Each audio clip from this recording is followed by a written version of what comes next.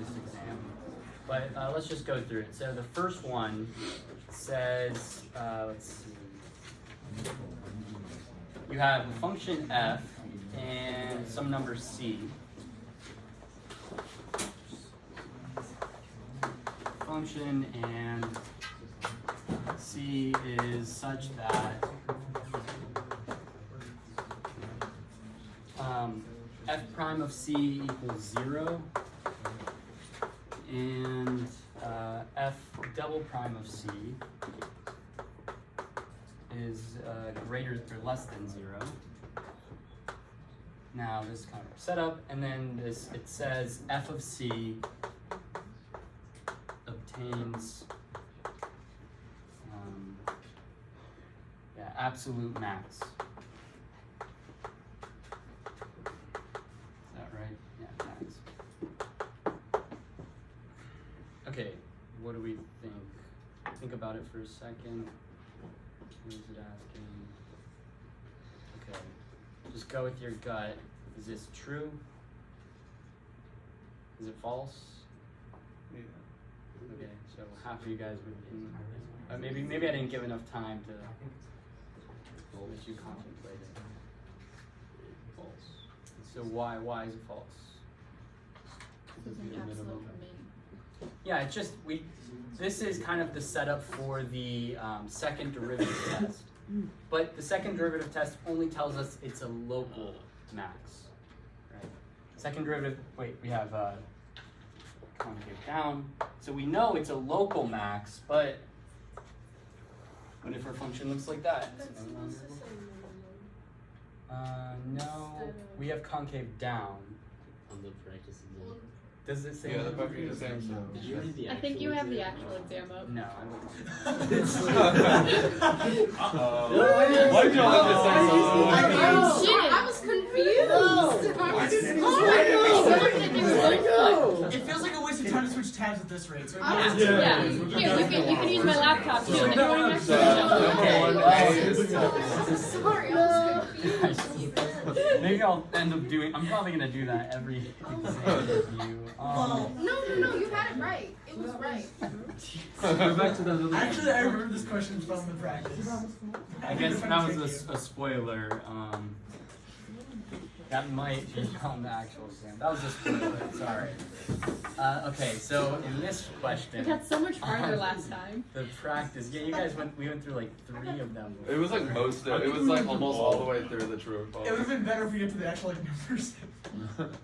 I would notice it. I mean, hopefully, I would notice it that one. It's more Okay, we so- would notice. Yeah. So here we have. I mean, the argument's the same, right? We have the second derivative is positive, so it looks like this. So we know it's a local minimum. We don't know it's absolute minimum, right? Maybe the graph does something like this. This number is way smaller. Not absolute minimum. Okay. Good. Questions about that? And you could come up with an actual function as a counterexample if you wanted, maybe like I don't know, some sort of trinomial or something. So the opposite would also be like for the max, that would also just be we only know the local max. Yeah, so if we wanted to, for some reason, think about the case where the second derivative is 0, and for some reason this thing says max, right? We know that this is still false because of the same argument, but kind of upside down, right? This tells us we have something like this. No, it tells us we have something like this. It's a local max, but again, we could have something like that. False because it's local, not absolute. Yeah, the second derivative test tells us this is local. Yeah, so false.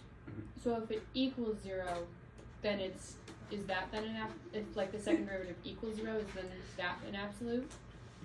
Or does it just say nothing? No. That's just a point of inflection. It might be a point of inflection. So if but yeah, so let's think about that case because I think that's actually pretty relevant. If we have that this second derivative is equal to 0, I think this is one of the true false actually. Then, oh, you know what? In the true, okay. Well, here's I think the last true false. Let me just double check to make sure it's this. Yeah, you're right. It's E, right? Yeah. Yeah. Inflection So the point last C true of false C. says we have a function's continuous, and really we should say it's twice differentiable. Maybe not twice differentiable. Twice differentiable everywhere. So hold on. Yeah. Okay. Yeah. Function is twice differentiable. This is really the same true false as E.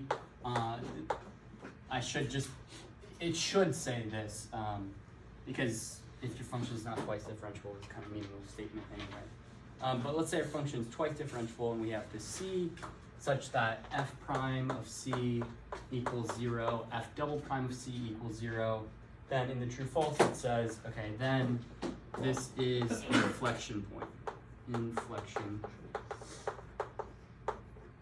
point. Okay, think about this for a second. Is that enough time to think? Just to kind of go through gut? Okay, so who thinks this is true? Okay, roughly half. Who thinks this is false? Less than half. Okay. All right. What is anybody really confident on? Okay. Well, let's start with this. What's the definition of an inflection point? When it goes from concave up to concave down, the opposite. Yes. Yeah. Inflection point.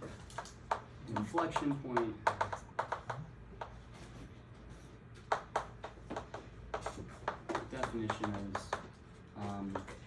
f goes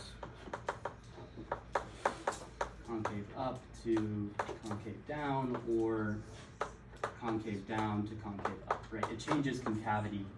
Like this is at C here, right? It changes concavity at C.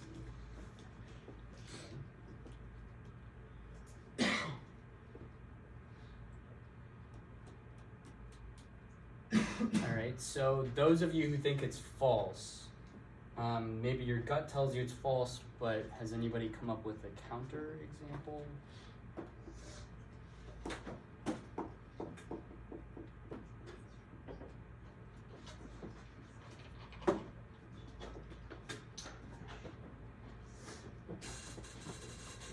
Okay, and what does concave up mean? Definition of concave up is what? Second derivative. Not quite. The second derivative is equal to 0, or is greater than 0, is a test. If this is true, then it's concave up. But if it's concave up, does not necessarily mean its second derivative is greater than 0. Maybe, yeah, what? Isn't x cubed the counter example to this? The problem with x cubed, I mean, you're on the right track, but the problem with x cubed is that it is an inflection point here. This is concave down, and this is concave up. Yeah, isn't that saying that this is true? I mean, that's just an example of where it's true, but maybe there's a function where it's not true. Ooh. Just f of c equals x. F of c equals x. Yeah, I mean, there's a question there about. I mean, like, that's right. I mean, just pushing it. The problem with this one is it's not. Is it concave up here or concave down? Is it concave up here, concave down? If I were making a counter argument. But it can't be that because the slope of it is such that the slope has to be equal to 0. The slope and that's Yeah. Oh yeah. You need. So then. So that wouldn't work. Oh, sorry. Yeah, you said f is equal to c. Yeah.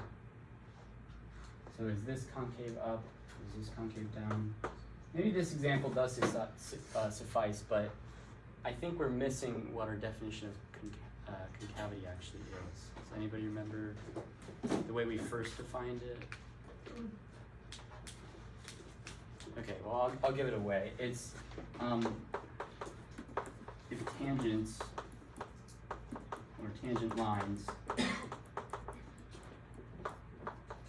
lie below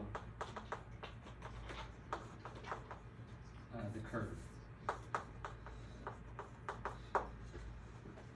Okay.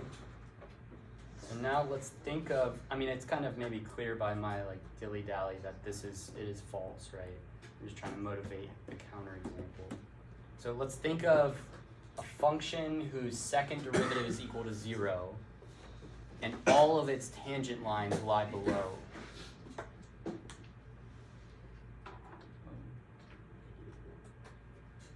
It's like a normal, like f of x equals x squared. Let's try that. That's definitely going in the right direction.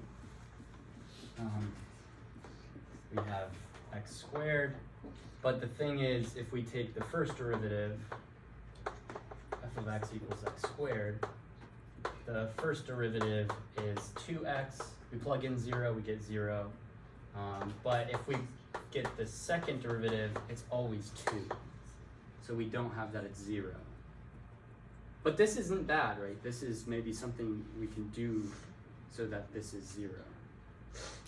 When we plug in 0, right? What I'm saying here is f prime of 0 equals 0, but f double prime of 0 is equal to 2. We want f double prime of 0 to equal 0. So maybe we need some sort of x in here. If we had this was 2x, then this would be 0. Okay, well if this was 2x, if our f double prime was 2x, then that means our f prime has to be like x squared. So then our f of x has to be 1/2 x cubed. One third. 1/3. Yeah, okay. 1/3 x cubed. Okay. But we already saw this is kind of bad, right? Because this does change from concave down to concave up. So what if instead of 2x I want to look at 2x squared? Right? If I have f double prime is 2x squared, and I plug in 0, I get 0. So if f double prime of x is 2x squared, what is f prime of x? 2/3 x cubed. 2/3 x cubed. And if this is 2/3 x cubed, what is f of x? Or what could f of x be? 4x to the 4th. 4, I guess we, or 2/12 x to the 4th, Actually, dividing 2/3 by 4. right? If 4 comes down, we get 2/3 x cubed. If 3 comes down, we get 2x squared. Okay, so this is maybe our counterexample. Let's see, does this actually work? Okay, f of x is equal to 2/12 x to the 4th. And then we had f prime of 0 is equal to 0. F double prime of 0 is equal to 0. But let's check, is this point an inflection point? Does anybody know what the graph of 1/6 or 2/12 x to the 4th looks like? What about x to the 4th? I was able to use a He's calculator. This is x to the 4th. Is this an inflection point? No. So this is a good counterexample. So this is yeah, when you have your second derivative equal to 0, you need to still check that concavity changes. Is kind of the point. Yeah. Would a linear function not satisfy this as well? Because you can twice differentiate it, it's gonna be 0. The problem with the linear function is that you don't actually have a point that has f prime equals 0. This is all 1. Yeah, it's all going to be like whatever your constant is, the coefficient of x. But then if you take the flat line, well then there's this question of, is that point an inflection point or not? and maybe based off our definition, it's not rigorous enough to determine that. So I think this is probably the, okay. Maybe we should move on. Okay. So some of these other true false talk about integrals, ignore those. And then there's this true false, which I think was actually on the last exam. That no. Yeah, okay, this is a good one. I should have kept this one there.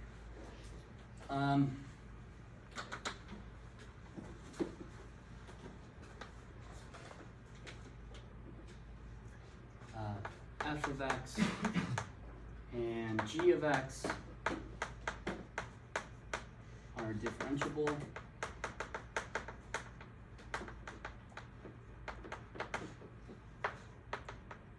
Then the limit as x goes to a of f of x over g of x is equal to the limit as x goes to a of f prime of x over g prime of x. Think about this real quick. Let's look at see this one. Yeah. Yeah. Okay, who thinks it's true? Who thinks it's false? Okay, good. Why is it false? Because if the derivative comes out to being, if g prime comes out to being 0, for instance, doesn't That's that cause a big error? Yeah, that's I guess that works. Yeah, that works. Yeah, what do you think? It only works if f of x and g of x are both as x approaches a are both 0. Yeah, this is like mimicking L'Hopital's rule, but L'Hopital's rule says you have to have that this is quote equal 0 over 0 or infinity over infinity. If that doesn't hold, then you can have things like you're talking about, Jake, where if you don't, you'll get divided by 0 and you'll get maybe 1 up here, which is just totally undefined. So. Okay. Clear. So this is false. So this is false. Yeah. This is C. Indicate from 0 to 0. Because the L'Hopital rule says this is true if this is true, then we get that this is true. And this is true. But if we don't have this, this isn't necessarily true. Okay. Questions? So are both B and D not going to be on the exam? No. Yeah. B is true. It's the fundamental theorem of calculus. And D is also the fundamental theorem of calculus. I think those are both fundamental theorems of calculus. There might be some sort of hitch in these. I don't know. Okay. Alright, questions about those, or should we move on to 2? We're going pretty slow. Okay.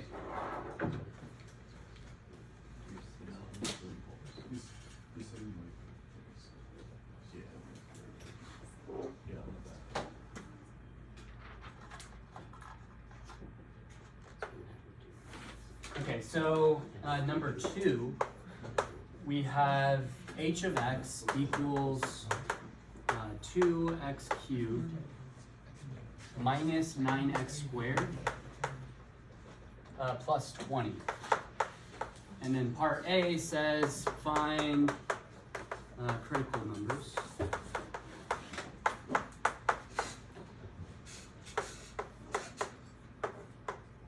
Okay. When do critical numbers occur? We have when h prime of c equals 0 or h prime of c does not exist. Those are the 2 cases. So let's find h prime. H prime of x is equal to, maybe do it real quick in your head, or on your own and check.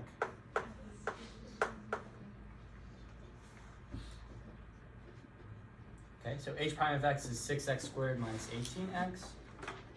Now, is this ever not, like, is this ever not exist? No, it's a polynomial word. So this never happens.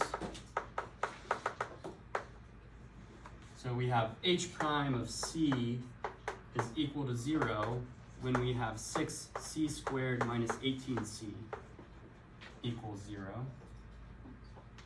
Now what I can do is factor out, let's see, 6, right?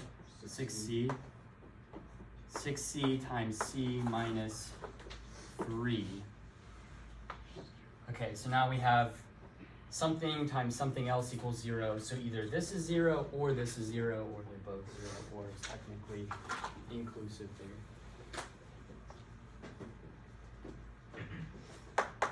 So we have c equals 0 or c equals 3. Right? When this is equal to 0, you get c equals 3. Okay, so those are our critical numbers. That's it.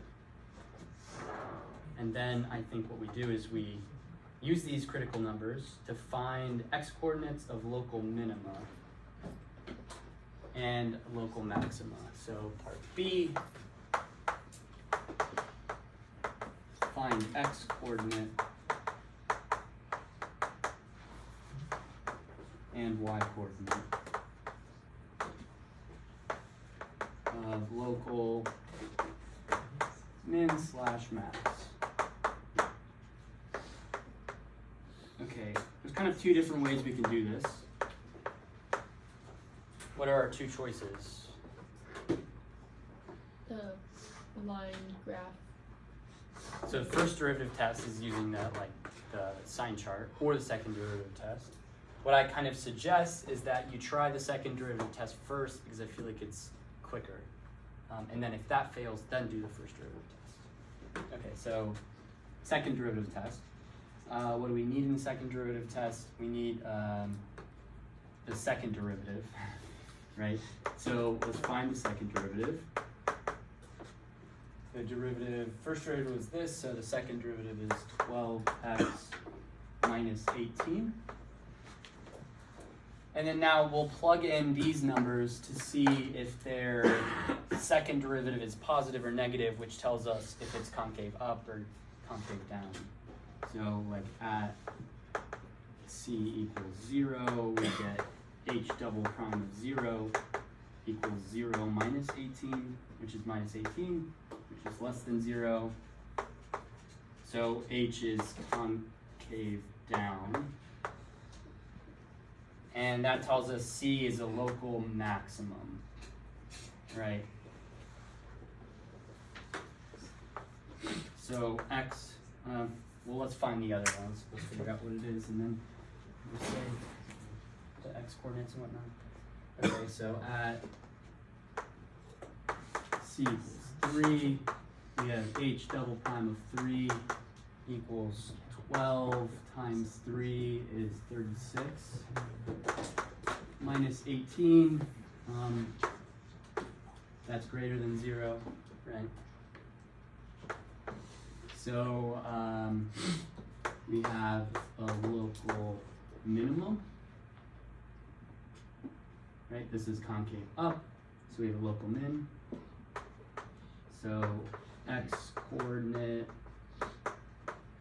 of min is x equal to 3, and x coordinate of the max is x equal to 0.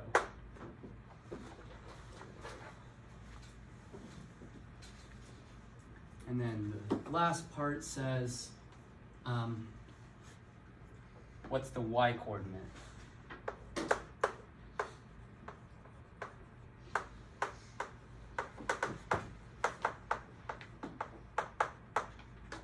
Of the local min and local maxes. How do we get that? Plug into the original. The original function, yeah. So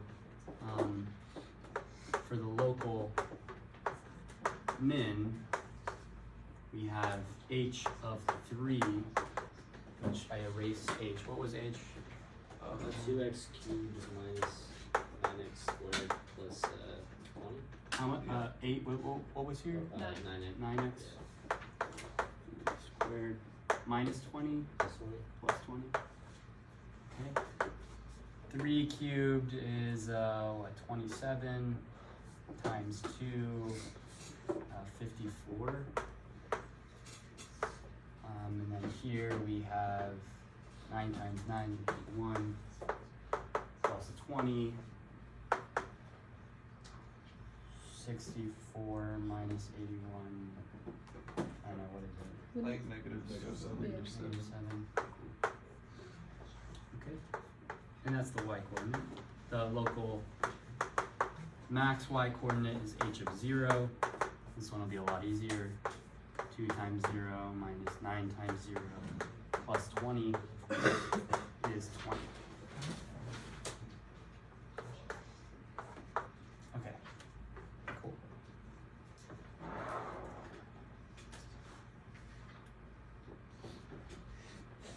All right, number 3. Is it okay if I erase this? Anybody need this up still?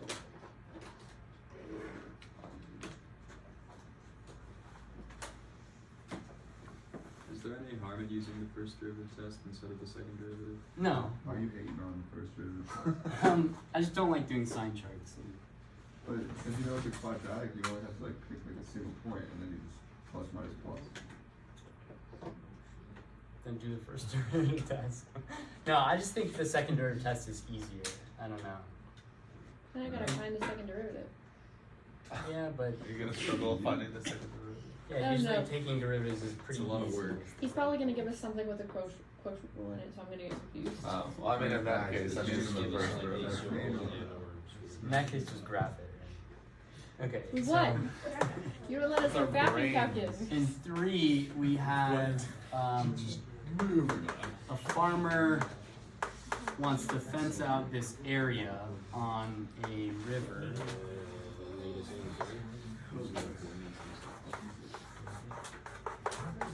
And they're going to build this rectangular area that's split down the middle. Okay.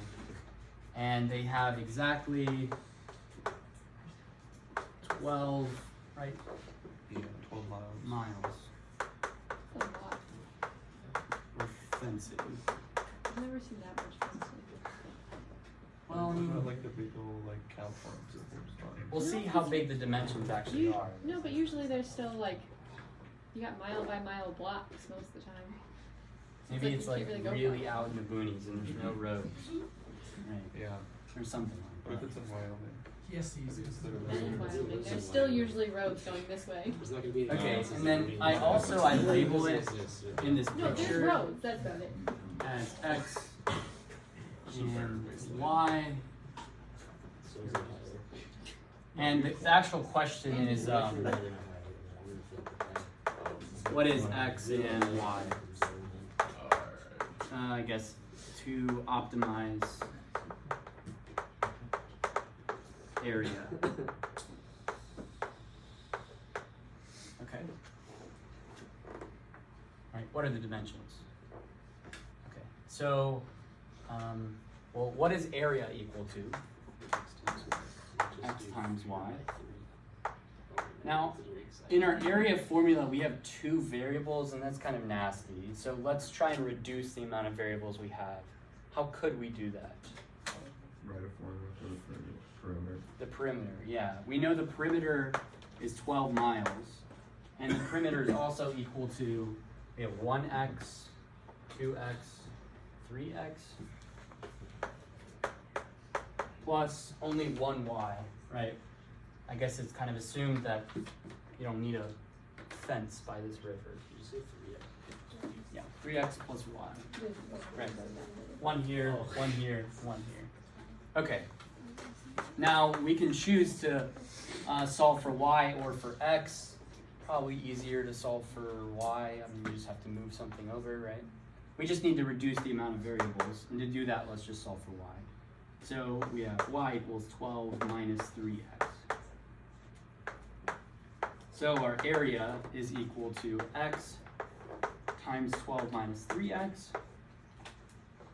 And something to note is that we just change x, right? There's no time involved here. With the 4.7, this is from 4.7, optimization problems, you usually don't have some extra variable involved. All we need to do is change x, and that gives us exactly what y is. Okay, so now let's write this out, or I guess, what is it, FOIL it or something? Distribute it, okay. So now we have an area function. Area equals 12x minus 3x squared. Let's optimize it. How do we do that? Yes. Take the derivative, let's set it equal to 0. So we have the derivative with respect to x of a is equal to the derivative of 12x minus 3x squared, which is 12 minus 6x. Now to optimize, we set this equal to 0 and solve for x. We get 1/2, is that right? No, 2. Right. Yeah, wouldn't it be negative? Positive 2. Oh, yeah. Just kidding. Alright. Now we're not done, right? Question says find x and y. How do we get y? Take x back in. So y equals, we said y was 12 minus 3x, which is 2. So y is equal to 6. So as answer, x equals 2, y equals 6. And these are models. I guess that is a pretty long. It's easy though, so it's the one in the exam, so Yeah. So we're not doing like this stuff. Is it like this and it says 13 miles of fencing? nice for No, you. that's No, a that'd be prime bad number. because No, yeah, yeah, and we you're don't gonna like get that. fractions, and we don't like fractions. Well, at least it'd be the same process. I'm aggressively against fractions. And But even it'll be if it, I don't similar. trust. Yeah, that's reasonable. Even decimals are better than fractions, because like I can look at it like, oh, that is this much of one of these. Mixed numbers are Fractions are absolute. more I precise. mean, Yeah, no, mixed yeah. numbers are I'm confused terrible. about the Fractions so, the area equals. You say fractions sucks Say that again? until it gives you a radius that's not pi over So, the area equals actually how. If it's like, So this is y. like No, okay. 3.16. Trigonometry This is is y. a category We of found y numbers. equals 12x all minus trigonometry 3, sucks. and we know area Sine, area cosine, equals x unit circle, times y. tangent, whatever. Oh, What cosine? So we're just substituting. Sucks. Yeah. What about cosine? I don't like it. What about code? Well, if we the cosine. 3 comes from our picture, What is right? it? Oh. This is 1x. Cosine? This is another Inverse x. cosine? 2. This is Oh, go. That's very cosecant. important. Yeah. What is cosine? You're doing the calculus. Say that again. Oh wait, never mind. You're doing the calculus. It is secant. Yeah, to find the optimal. Why do you say like secant? We know, I guess, yeah, something else I should say about this question is that the derivative, setting it equal to 0, we only really know that this is like a local min or max, right? We don't necessarily know this is the absolute min or max, but you could probably get away with assuming it is. Yeah. You could figure out that it is the absolute min or max by looking at this function here. This is always, let's take the second derivative of the area. We get -6, right? Yeah. Yeah. No. Right. This is our derivative. Yeah. So we take the derivative of this, we get -6. So whatever x values you have, this is really a double prime of x. Whatever x values you have, this is concave down. So our area is going to look something like this. So we know that our local min is actually our global min. But this arguing isn't necessarily, I mean, I don't require you to make this argument, but that it's actually good to think about. Okay, so other questions on this?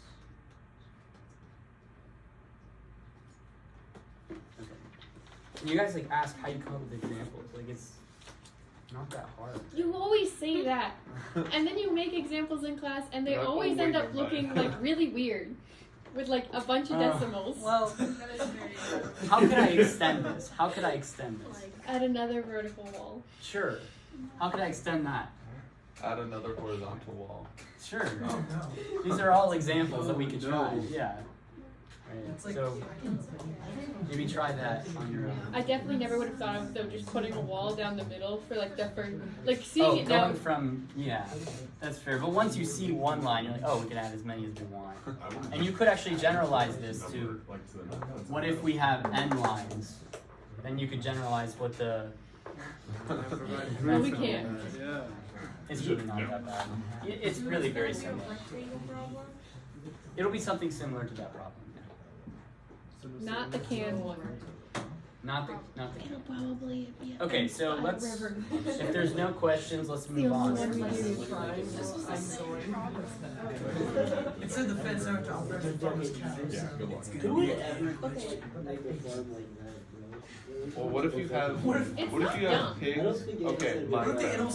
swim? You have a set Okay, amount of so- fences that you did. Let's Okay, do. no, but all mindful okay. animals can swim. So Okay, that's so terrible. number They will 4 swim away. is just. What? It talks about integrals. So Okay, in. that's a wall. We have to kind of quiet down. a Dial little it bit. down. It's cool. So in number 4, it talks about integrals.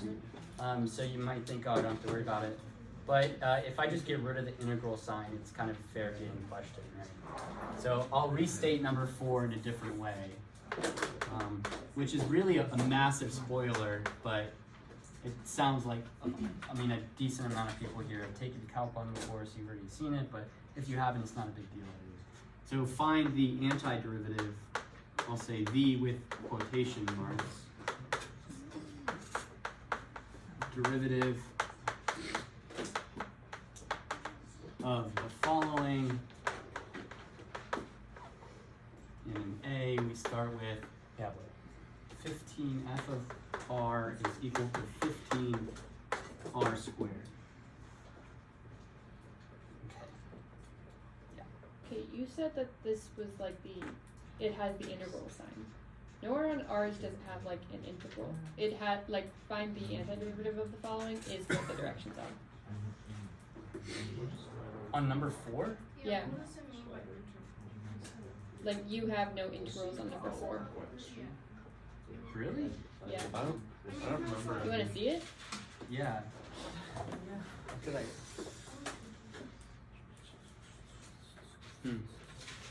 What is number C? What is C? Okay. Alright, well yeah, it looks like maybe I think what I did is I changed those so that it was more like practice exam friendly. So ignore whatever I said about integrals, apparently it doesn't matter. So find the antiderivative of this thing.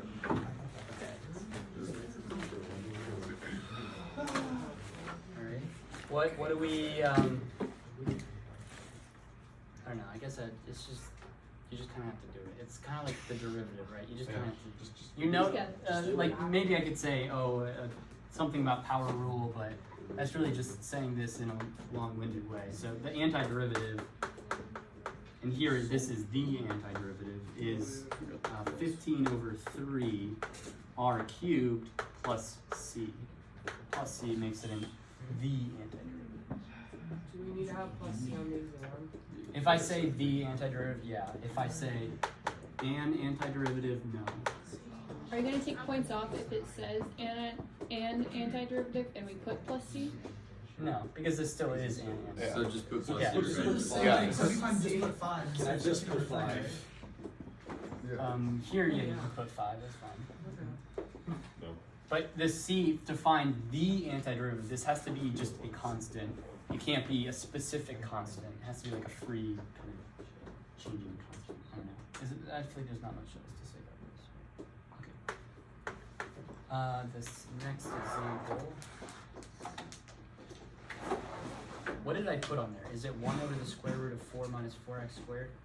Okay, yeah, this one's actually a little tricky, but we'll do it anyway. We have f of x equals 1 over the square root of 4 minus 4x squared.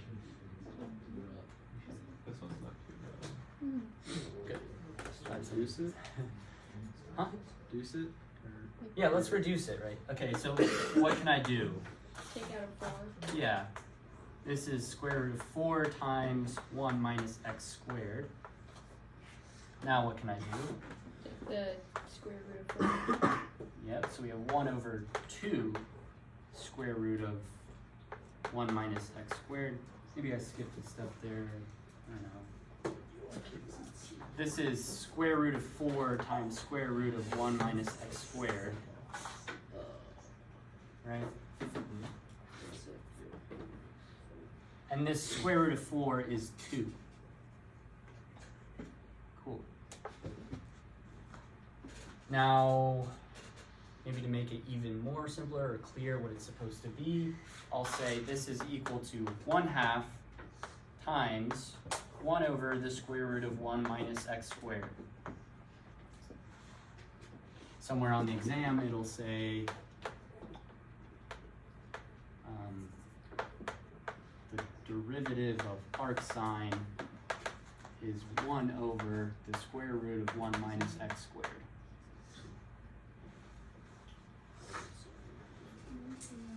Maybe that's important. So what's the antiderivative of this?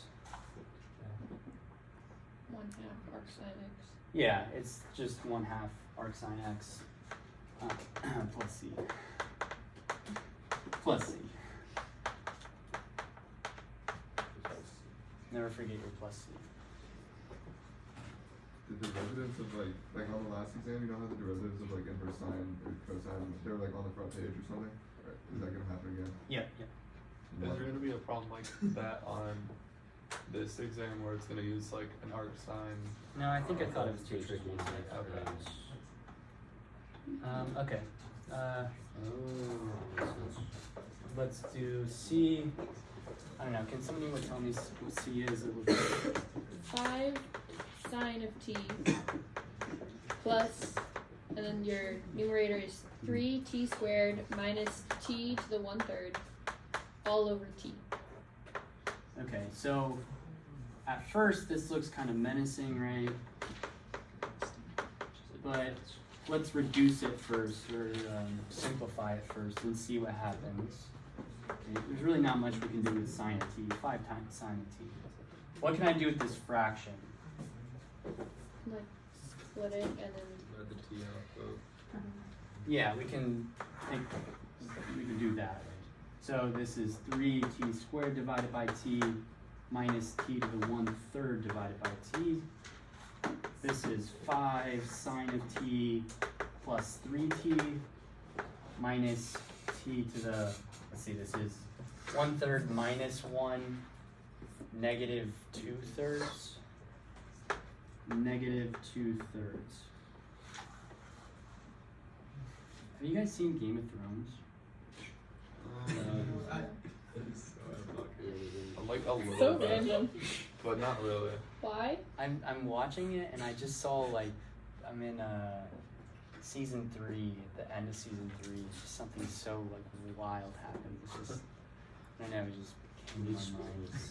I watched it like when Such a it good- first came out, and good then show. I forgot to keep watching it. My You should dad. it's really good. You should keep watching.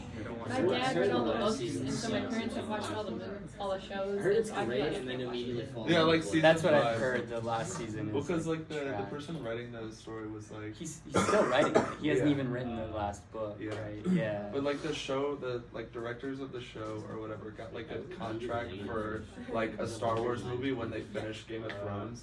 So they just Oh, so they're finished like, we just season need to 5. finish Like it. they finished it in one season, Yeah. and they got their contract like revoked because season 5 was so bad. Ah. Just redo it. So yeah.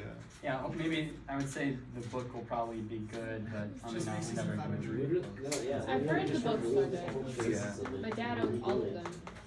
Okay, so what's When your parents have watched the it. antiderivative of this? Sorry for that side tangent. What's the antiderivative of this? What can we do? Right? And can't you just find some? Yeah, we can take the antiderivative of each of these terms and then add them together. Right? So what's the antiderivative of 5 sine? You said it was what, 5? but what is that it? Negative 5 cosine t. Right?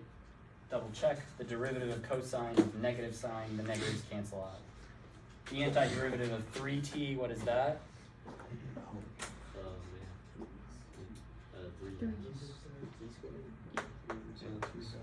3 halves t squared. The antiderivative of negative t to the negative 2/3. Negative.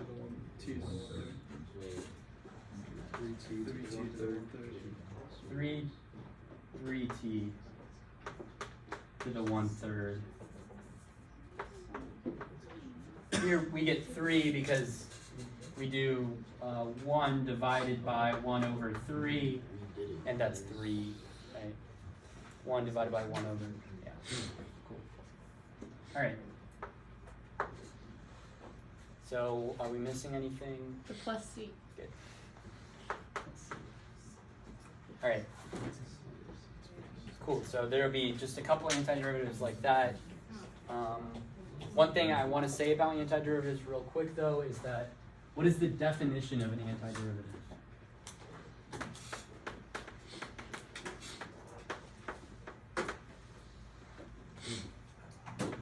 The anti of a derivative. The antiderivative of f if what? It's like a derivative Of f of x if what is true? F of capital F of x equals f prime of x. Is differentiable. That's how most definitions go. That's true, they need that usually. You have it reversed, I think. The derivative of f is equal to f of x. Yeah. Right. Is the definition. I feel like, I don't know, you should know the definition. Like, yeah, just be comfortable with some of the theory. Yeah, not too bad. Okay, all right, moving on. What's next in the... Concave up, down, absolute max and mins.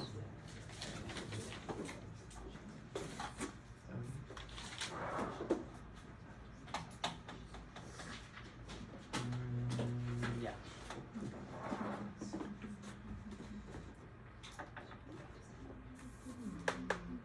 All right, we have f of x equals 2x cubed minus 9x squared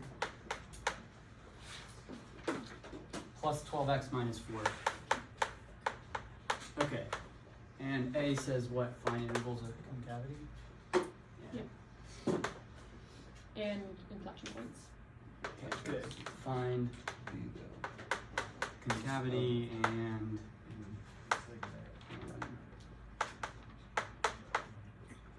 inflection points.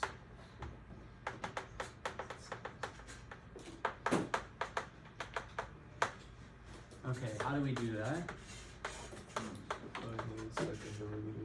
Good. Let's do our first derivative, try it on your own real quick.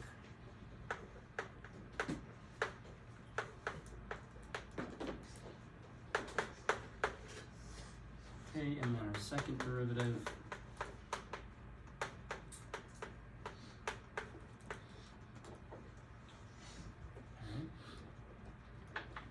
Now we need intervals of concavity, so we need to get intervals from this.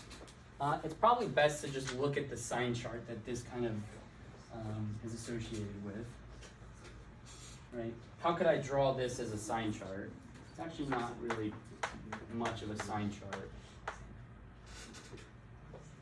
Well, let's in the sign chart we need the roots, right? So let's find this root. 0 equals 12x minus 18. We solve for x and we get 2 1.5 or what? 2/3? 2/3. Is that right? 3 halves. Other way around. 3 halves. Yeah, 3 halves. Okay. So now in our sign chart, this is what we have. We have a root at 3 halves. what does the graph of this look like? Linear graph, something like this, right? And then once it hits its root, it changes from negative to positive. This coefficient is positive, so that tells us that. It was negative and then positive, but maybe the key to take away from this is that it's negative or concave down on the interval negative infinity to 3/2, and it's concave up on 3/2 to infinity. So those are our intervals of concavity. Do we have any inflection points? 3/2, right? The definition of an inflection point is that concavity changes, which we see. Concavity changes. So also, x equals 3/2 is where inflection point occurs. Are you gonna Not want us value. to find the y as well for that? No. So if you find the x value, I think that's sufficient. Okay, B.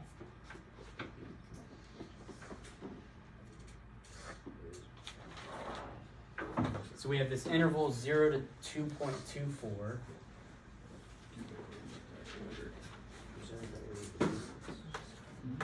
Zero to 2.24, and we want to find absolute min and max in this interval, right? Not just local min and max, but actually absolute min and max. Which we had this whole closed interval method thing, so we know that we should be able to do this as long as this function is continuous on the closed interval and differentiable. Do we even need differentiable? Probably not. Okay, so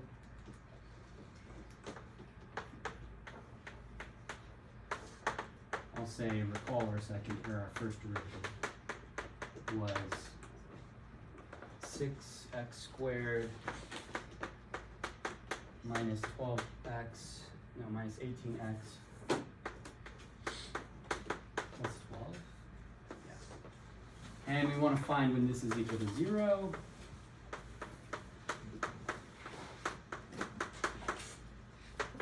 Okay, we just have to factor this. Looks like we can divide 6 through everything. I'll say this implies 0 equals x squared minus 3x plus 2. And this factors into x minus 2 times x minus 1.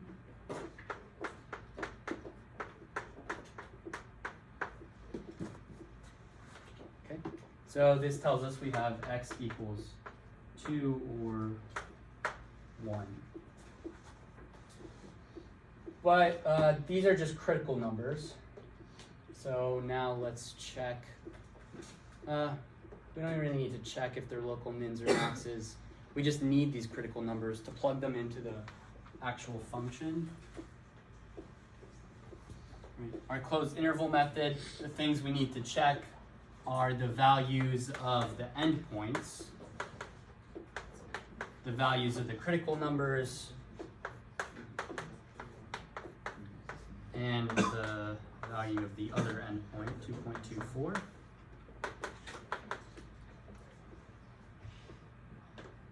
If somebody could calculate this, 0.20048. 0.20048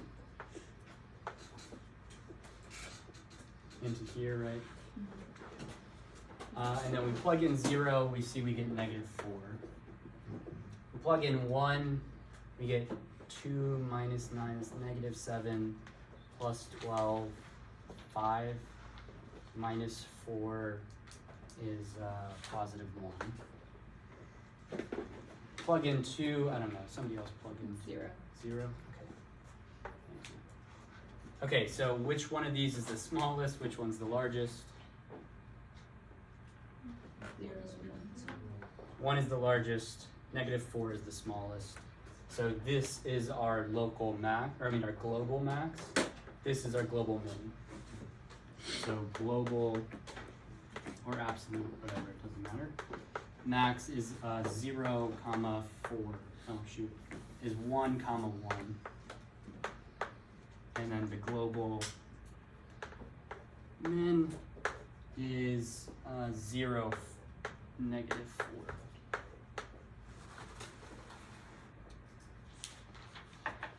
Okay.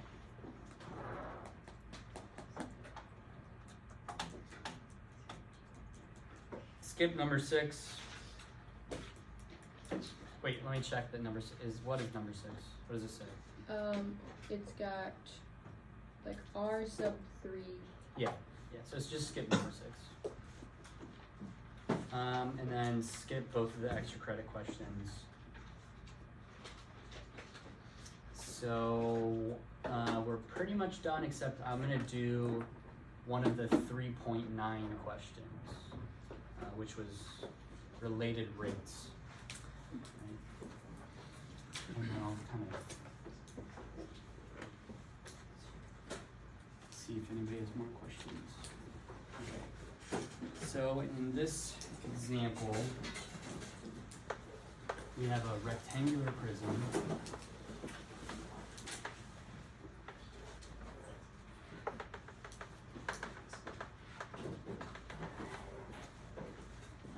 With a length L here and a height L. And then also the side length is maybe 3L or something. Okay. So the base of this prism is always a square, and not only that, this length is always 3 times the length of the base. Okay, so find rate of change of the volume of this prism when L is 2 centimeters. And let's also say the length of the base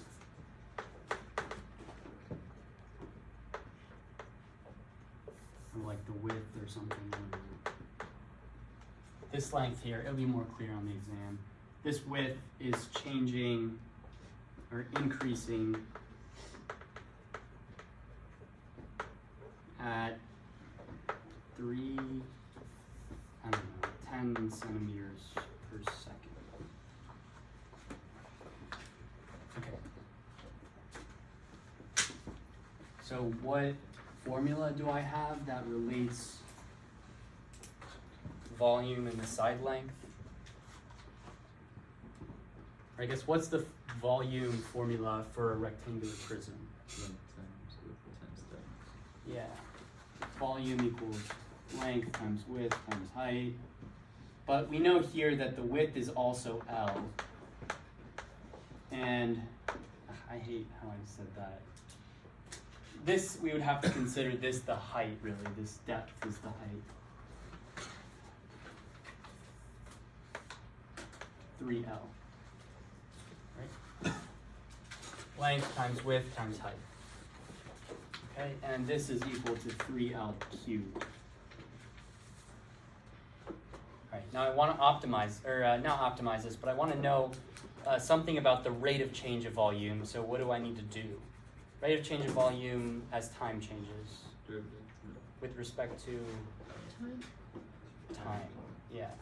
Because it's per second, right? We have a time aspect here. So let's take the derivative with respect to time. L cubed, 3L cubed. We want to know what this is, right? That's what the question's asking. So let's take the derivative of this. First of all, I can pull this 3 out front, and then take the derivative of this. Okay, so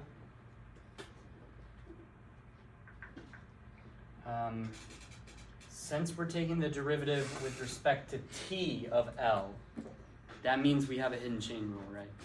We're not taking the derivative with respect to L.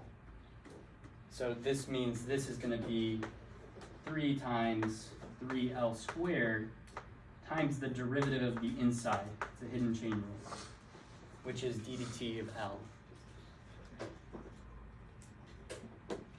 But what do we know about d dt of L? 2 or 10 to that range of a second. It's always, 10. So this is equal to 3 times 3 is 9 times 10, 90 L squared.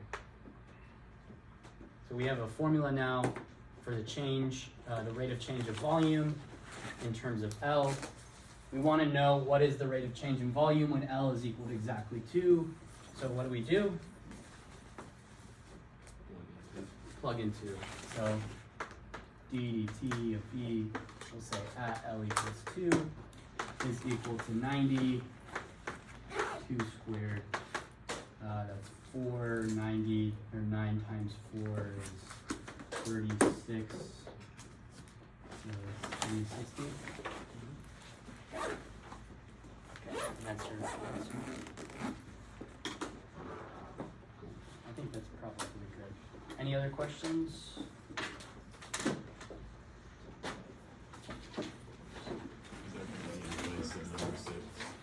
Yeah, so instead of, don't worry about number 6. It'll be something similar.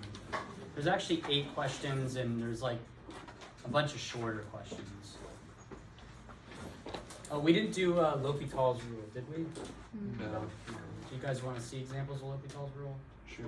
Yeah. Is that gonna be on it? Yeah. Yeah. Okay. L'Hopital's rule.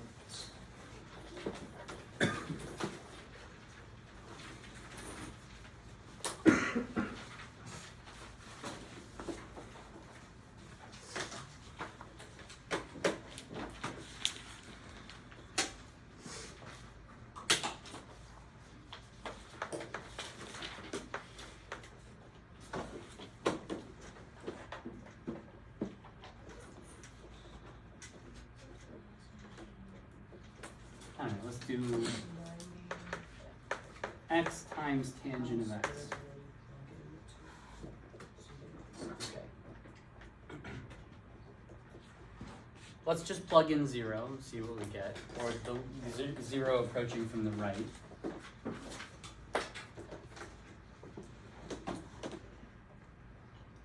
Something's wrong with this.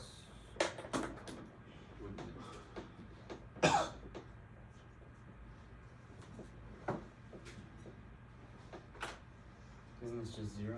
Yeah, it'd be 0 times 0. Yes. Let's do. Okay, then let's do this. Tangent of x divided by x. Okay, let's plug in 0. We get 0 here. Let's plug in 0 here. What is tangent of 0? Yeah, it's 0. Remember, tangent is equal to sine over cosine. And just remember that sine of 0 is 0, so this whole thing is 0. Okay, so this is like kind of equal to 0 over 0. So we can apply L'Hopital's rule. L'Hopital's rule, which is take the derivative of the top and the bottom.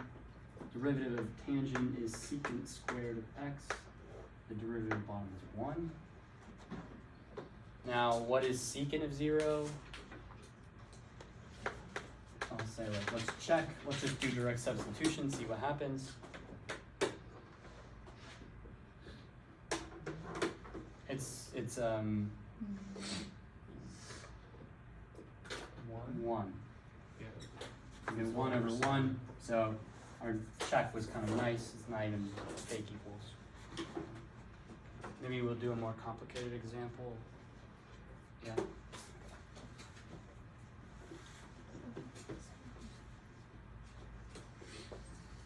How about the limit as x goes to 0 from the positive side of x times natural log of x.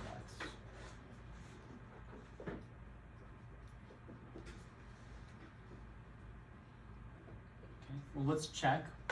Let's do direct substitution, see what happens. We put 0 in here, we get 0. We approach 0 from the right here, we get negative infinity. Okay. So maybe there's a way we can turn this into a fraction that has form 0 over 0 or infinity over infinity. Does anybody remember how we can do that? Yeah, we can rewrite x as 1 over x. 1 over 1 over x. Now let's check, plug in 0 from the right hand side. This is negative infinity, it's positive infinity. Okay, so now we can do L'Hopital's rule. We get the limit as x goes to 0 from the right hand side of 1 over x divided by negative 1 over x squared.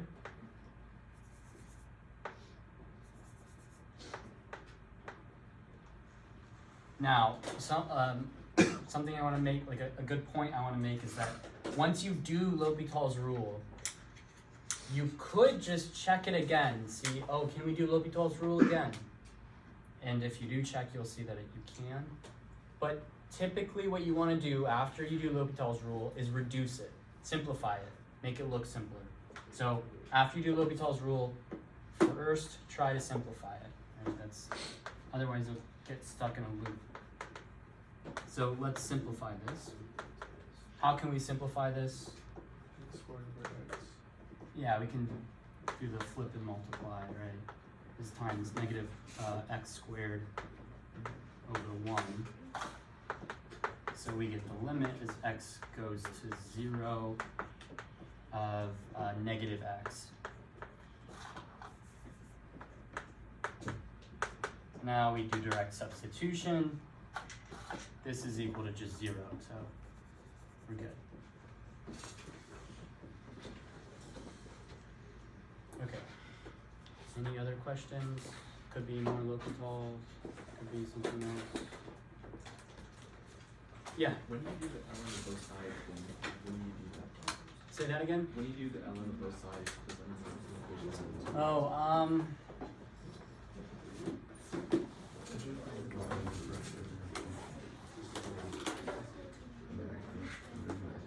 the limits? I don't know. I feel like you usually do that for finding derivatives.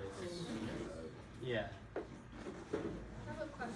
Yeah. So I get for L'Hopital's, you like take the derivative of the top and the bottom, right? But how does it like, and then you can just plug in the zero. So after you do L'Hopital's rule, you want to reduce it first. Once you've reduced it, check if you plug in something, see what happens. And then if you're L'Hopital's rule again, then you apply L'Hopital's rule. You could probably write a program that does L'Hopital's rule. What is what? What is L'Hopital's rule? If you have the limit as x goes to a of f of x over g of x is indeterminate, okay, and the limit as x goes to a of f of x is equal to infinity, the limit as x goes to a of g of x goes to infinity, or equal to 0. Here this or means both of these things happen at once, or both of these things happen. Then you get that this limit, this is really L'Hopital's rule right here. You get that this limit is equal to the limit of f prime of x divided by g prime of x. So if you look at the limit of just the top, and you get infinity, and of just the bottom, you also get infinity, plus or minus doesn't matter. Then you can do this rule here. This is kind of the conditions that must be met, and this is like your reward. I don't know, it doesn't seem like it was a satisfying answer.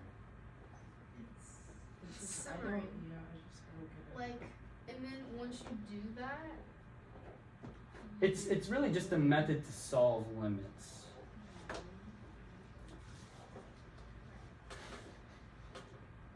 So if it was 0 over 0, it would just be Yeah, if you found 0? instead here you found these limits were equal 0 and this equals 0, then you also get to do this.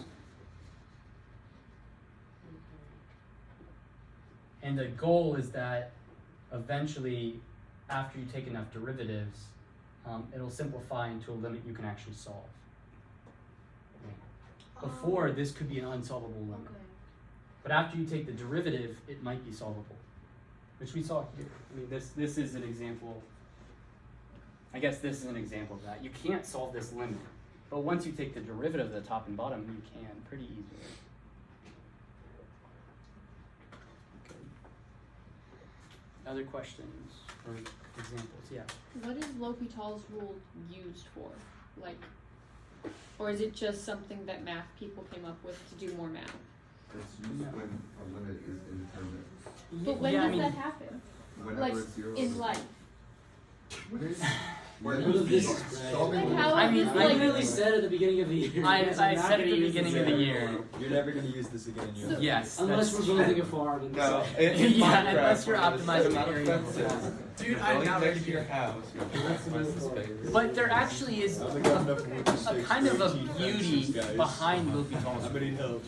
There really I'm building is. it next What to a river. L'Hopital's rule kind of says is that if your functions behave kindly, then the limit of those functions can be determined by their growth rate. Right? This is the growth of this function. This is the growth of this function. So what this kind of says is if your functions behave nicely in like kind of some sort of same manner, then the way the functions grow also tells you something about the actual functions themselves. Which, I don't know, it's very maybe philosophical. Maybe, I don't know, ponder on the meaning L'Hopital of was it. smarter than us. I think L'Hopital was an idiot for making this up because now I have to do it. It's possible he didn't make it up. I think he didn't. No, make it up. no, it's the other way around.